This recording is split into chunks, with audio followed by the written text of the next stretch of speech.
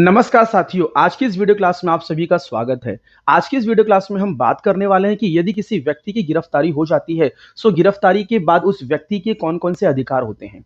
वैसे तो हमारी कानून की प्रणाली ये कहती है कि जब तक व्यक्ति दोष सिद्ध नहीं हो जाता है, तब तक वह निर्दोष माना जाता है। फ्रेंड्स, आइए स्टार्ट करते हैं कि एक गिरफ्तार व्यक्ति के अधिकार कौन-कौन से होते हैं। सबसे पहला अधिकार, जब व्यक्ति की गिरफ्तारी की जाती है तो व्यक्ति को बताना होता है कि आप मतलब कि पुलिस वाले उस व्यक्ति को किस कारण से गिरफ्तार कर रहे हैं, कौन से अपराध में गिरफ्तार कर रहे हैं, उसके ऊपर कौन-कौन सी धाराएँ लगी हैं। अच्छा, यदि गिरफ्तार कर रहे हैं तो क्या उसके ऊपर एफआईआर लॉन्च कर दी गई है? तो ये सारी बातों की जानकारी उस पुलिस वाले को उस गिरफ्तार व्यक्ति को देना होगा। दूसरी चीज, यदि यदि यदि पुलिस उस व्यक्ति को वारंट के साथ गिरफ्तार करने आ रही है, यदि मजिस्ट्रेट साहब ने ऑर्डर दिया है, वारंट का ऑर्डर निकाला है, तो उस ऑर्डर की कॉपी, उस वारंट की ऑर्डर की कॉपी भी उस गिरफ्तार व्यक्ति को दिखाना होगा। उस वारंट की ऑर्डर कॉपी के अंदर क्या-क्या लिखा है, उसके ऊपर कौन से अपराध लगाए गए हैं, उसमें कौन-कौन सी धाराएं हैं, सेक्शंस हैं, क्या कारण है, वो सारी चीजों की जानकारी उस वारंट की ऑर्डर कॉपी के अंदर क्या-क्या चीजें लिखी गई हैं, उसके कंटेंट्स क्या, उसके पर्टिकुलर्स क्या हैं, वो सारी बातों की जानकारी भी उस पुलिस वाले को उस गिरफ्तार व्यक्ति को देना होगा। सो माय डियर फ्रेंड्स, जब एक पुलिस किसी व्यक्ति को गिरफ्तार करने आती है तो उस व्यक्ति का यह अधिकार बनता है कि वो जान सके कि आप मुझे किस अपराध में गिरफ्तार कर रहे हैं, उसका कारण क्या है, उसका कॉज क्या है। और इस अधिकार की जो बात है वो की जाती है कॉन्स्टिट्यूशन के अंदर अंडर आर्टिकल 22, और साथ ही साथ कानून में भी इसकी बात की गई है, BNSS under section 47 sub clause 1 में। तो ये था एक गिरफ्तार व्यक्ति का पहला अधिकार। अब उस गिरफ्तार व्यक्ति को अरेस्ट करके पुलिस थाने लेके जाएंगे, पुलिस स्टेशन लेके जाएंगे। तो अब उस व्यक्ति का दूसरा अधिकार क्या है? अब दूसरे अधिकार में पुलिस को जिस व्यक्ति को गिरफ्तार किया गया है उस व्यक्ति के रिलेटिव्स, उनके फ्रेंड्स, उनके परिवार, उनके दोस्त, या फिर उनके जो भी पेरेंट्स या फिर जो भी उनके गार्जियन होंगे, उनको सूचित करना होगा कि हमने इस आदमी को गिरफ्तार किया है और हम इस आदमी को गिरफ्तार करके हम इस पुलिस स्टेशन में लाए हैं या फिर इस जगह पे, इस प्लेस पे हम लाए हैं। और वह गिरफ्तार व्यक्ति जिस व्यक्ति को सूचित करने के लिए कहता है उस व्यक्ति को सूचित करना पड़ेगा। ये किसकी जिम्मेदारी है? ये पुलिस की जिम्मेदारी है। अब इस अधिकार की बात कहां की गई है? इस अधिकार की बात की गई है कानून के अंदर, बीएनएसएस के अंदर इसकी बात की गई है। अंडर सेक्शन 48 सब क्लॉज 1 में इसकी बात की गई है।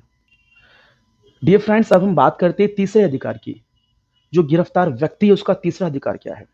यदि गिरफ्तार व्यक्ति को बेलेबल ऑफेंस में अरेस्ट किया गया है, बेलेबल ऑफेंस में अरेस्ट किया गया है, जमानती अपराध वाले मामले में गिरफ्तार किया गया है, तो पुलिस वाले को यह बताना होगा कि आपका ये जो मामला है ये बेलेबल ऑफेंस का है, आप इसके अंदर बेल ले सकते हैं।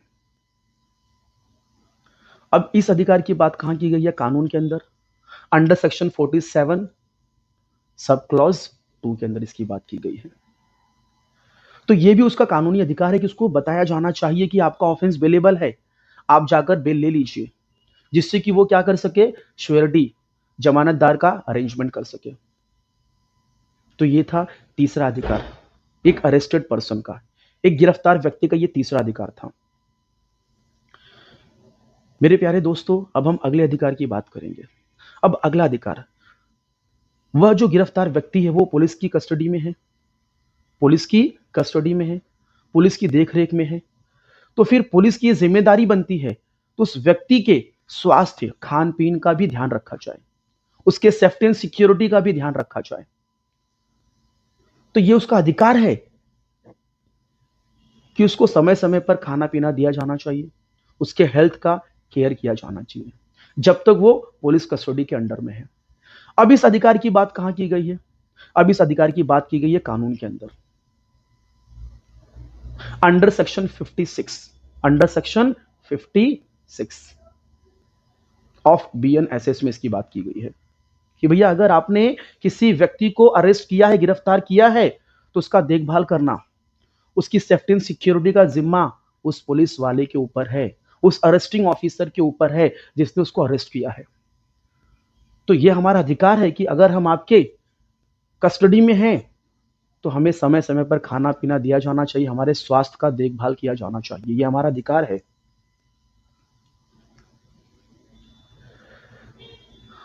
प्यारे दोस्तों, अब हम अगले अधिकार की बात करते हैं कि एक गिरफ्तार जो व्यक्ति, उसका अगला अधिकार क्या है। वह व्यक्ति जिसको जिसको गिरफ्तार कर लिया गया है, उसका मेडिकल एग्जामिनेशन होना चाहिए, उसका मेडिकल एग्जामिनेशन होना चाहिए। तो उस क्षेत्र का जो नजदीकी जो सरकारी जो अस्पताल होगा, उस अस्पताल के अंदर जो भी डॉक्टर्स होंगे, रजिस्टर्ड मेडिकल प्रैक्टिशनर जो भी होंगे, चाहे वो सेंट्रल गवर्नमेंट की सर्विस में हो, चाहे वो स्टेट गवर्नमेंट की सर्विस में हो, उस व्यक्ति का मेडिकल एग्जामिनेशन होना चाहिए। अब ये मेडिकल एग्जामिनेशन क्यों होना चाहिए? व्यक्ति को अरेस्ट किया गया, तो अरेस्ट करने से पहले क्या कोई उसको घाव लगे थे, क्या कोई इंजरी आई थी, या फिर पुलिस कस्टडी में जब वो था तो उस वक्त क्या कोई इंजरी आई थी, क्या पुलिस वालों ने उसके साथ में कोई मारपीट तो नहीं की? तो ये सब चीजों का एक बोलते हैं ना, एक डेटा रखने के लिए भी मेडिकल एग्जामिनेशन बहुत जरूरी है। तो अरेस्ट करने से पहले क्या कोई किसी के साथ में कुछ अपराध वगैरह कुछ हुआ था, मार झगड़ा, कुछ मारपीट लगी थी, उस बात की जानकारी, या फिर जब वो पुलिस कस्टडी में आया तो क्या पुलिस वालों ने उसके साथ में कोई मारपीट की, उसके साथ में कोई उसको कुछ कोई प्रताड़ना दी, तो वो चीज की भी जानकारी मेडिकल एग्जामिनेशन के थ्रू मिल जाती है। तो अपने अपनी अपना मेडिकल एग्जामिनेशन करवाना ये एक गिरफ्तार व्यक्ति का अधिकार होता है। अब हम अगले अधिकार की बात करेंगे दोस्तों। जो व्यक्ति गिरफ्तार कर लिया गया है, उसको अपनी चॉइस, अपनी इच्छा के अनुसार अपना खुद का एक वकील रखने का अधिकार है। और जब वह गिरफ्तार व्यक्ति जब वह व्यक्ति पुलिस कस्टडी में है तो वह इंटरोगेशन, पूछताछ के दौरान वह व्यक्ति अपने वकील से मिल सकता है। लेकिन यह बात ध्यान रखना कि हमेशा नहीं, बीच बीच में जब उसको जरूरत पड़े तो वह व्यक्ति अपने वकील से मिल सकता है, लेकिन पूरे पूछताछ के दौरान नहीं। तो अपने मन की पसंद का वकील रखना, अपने वकील से मिलना, यह उस गिरफ्तार व्यक्ति के अधिकार है। अब हम अगले अधिकार की बात कर लेते हैं प्यारे दोस्तों। जिस व्यक्ति को गिरफ्तार किया गया है, उस व्यक्ति को गिरफ्तार के समय से लेकर अगले 24 घंटे के अंदर नियरेस्ट नजदीकी मजिस्ट्रेट कोर्ट में, मजिस्ट्रेट साहब के सामने उस व्यक्ति को 24 घंटे के अंदर पेश करना, यह भी उसका अधिकार कि भाई मुझे पेश किया जाना चाहिए 24 घंटे के अंदर, with in 24 hours before magistrate court. तो जब उसे गिरफ्तार किया गया उस समय से लेकर अगले 24 घंटे के अंदर उस गिरफ्तार व्यक्ति को नजदीकी मजिस्ट्रेट कोर्ट में प्रोड्यूस करना, पेश करना, यह भी उसका एक अधिकार है। अब इस अधिकार की बात कहां की गई है? इस अधिकार की बात की गई है कानून के अंदर, BNSS, भारतीय नागरिक सुरक्षा संहिता, अंडर सेक्शन 58 में इसकी बात की गई है।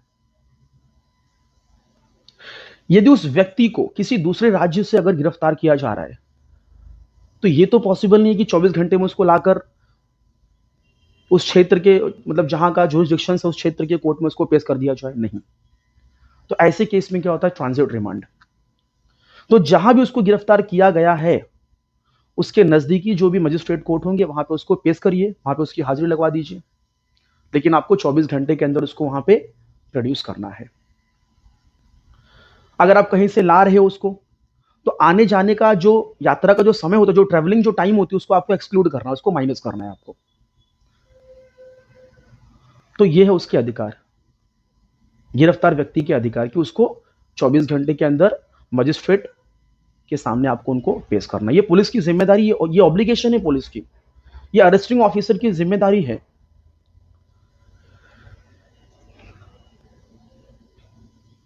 प्यारे मित्रों, अब हम अगले अधिकार की बात कर लेते हैं।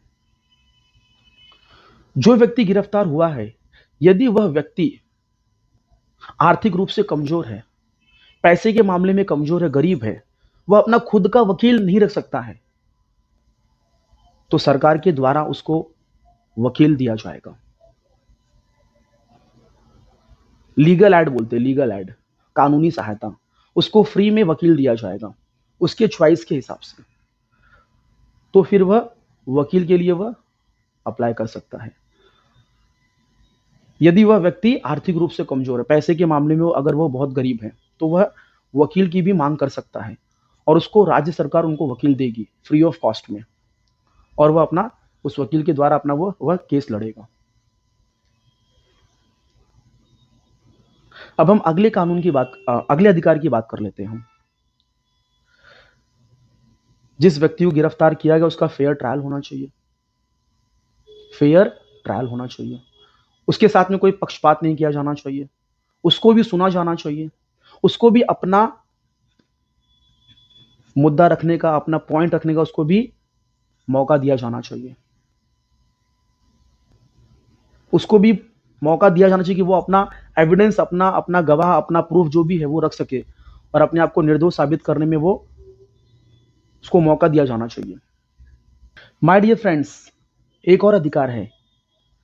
पूछताछ के दौरान, इंटरोगेशन के दौरान पुलिस वाले उस गिरफ्तार व्यक्ति के ऊपर दबाव नहीं डाल सकते हैं कि आप अपने खुद के खिलाफ बयान दीजिए, self इनक्रिमिनेटरी statement,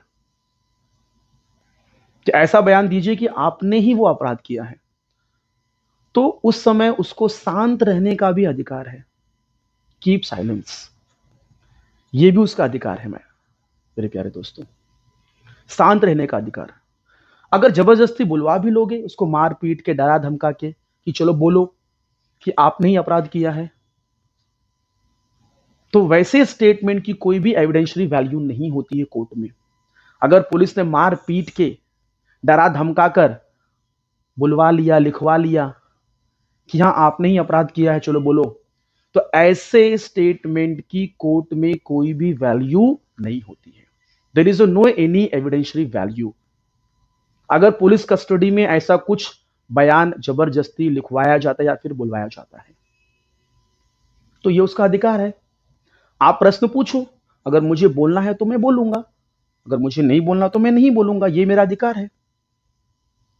to be keep silence, ये मेरा अधिकार है।